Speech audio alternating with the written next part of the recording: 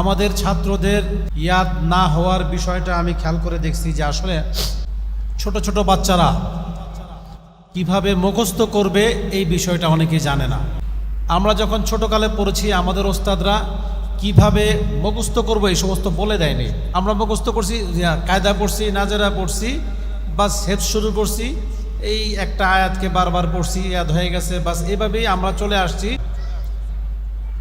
একটা কথা ভাবতে হবে যে আগের মতো বাচ্চাদের এই ব্রেনটা খালি না। পড়াশোনা করছি, আমাদের ব্রেনটা এত চতুর্মুখী ঘুরতো না। এই মেমোরি কার্ডের মধ্যে অনেক কিছু ঢুকতো না। এখন দেখেন,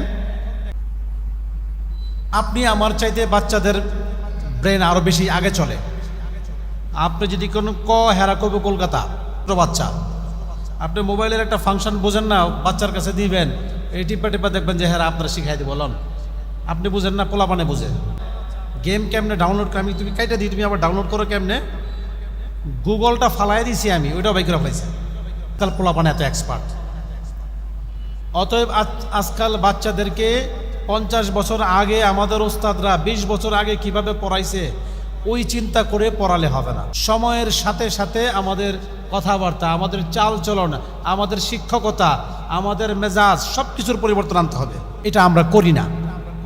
আমরা বাচ্চাদেরকে সুন্দর করে বোঝায় দিব যে এইভাবে পড়ো, এইভাবে মুখস্থ করো, এটাও করতে চাই না। আমাদের চিন্তাধারাটা হলে এমন, আমগুলো তো দেখার লাগে নাই, তাই না?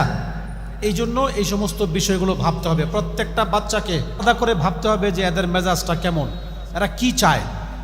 আমরা জোর করে পড়াতে চাই, আমাদের আসলে আমরা এভাবে পড়ে আসছি, এখন আমরা এভাবে পড়াতে চাই।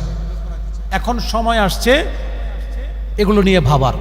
বাচ্চাদেরকে আমরা কিভাবে পড়াবো, আমার 15টা ছাত্র কার মেজাজ কেমন, এটা আমার চাইতে ভালো অন্য কেউ বোঝে না, কেউ জানে না। আমার গ্রুপের 15টা ছেলের মেজাজ কি, কার তবিয়ত কোন দিকে ঘুরতেছে, এটা আমার চাইতে প্রিন্সিপাল ভালো বোঝে না, ঠিক কিনা? এখন এক হুজুর হিসাব বলে গেলো এভাবে পড়াইতে হবে, আমি এটার সাথে একমত না করি। আমার ছাত্রদেরকে কিভাবে পড়ানো উচিত, কার মেজাজ কেমন, কার রাগ বেশি, কে একটা থাপ্পড় নিতে পারে, কে একটা ধমক নিতে পারে না, এগুলি আমাকে বুঝতে হবে। পেলে আছে একটা ধমক দিবেন, এর পড়াশোনা বন্ধ হয়ে যাবো, পড়তামই না। আর একটা ছেলেরা 10টা বাড়ি দিলেও কোনো বিষয় না, তাই না? এই বিষয়গুলো ভাবতে হবে, ভেবে চিনতে আগাতে হবে। আপনি ভালো মানের শিক্ষক হতে চান, আর যদি মনে করেন যে আমি যেভাবে চলে আসতেছে সবক শুনবো, 7 সবক শুনবো, আমুখতা শুনবো, বাস চলতে থাকবেন, আপনি একজন জনপ্রিয় শিক্ষক হতে পারবেন না। বার্তা, আপনার চলাফেরা, আপনার সব কিছুর মধ্যে পরিবর্তন আনতে হবে যদি আপনি আদর্শ শিক্ষক হতে চান। আপনার যতটুকু যোগ্যতা আছে তার চাইতে অনেক অনেক বেশি গ্রহণযোগ্যতা আনতে হবে।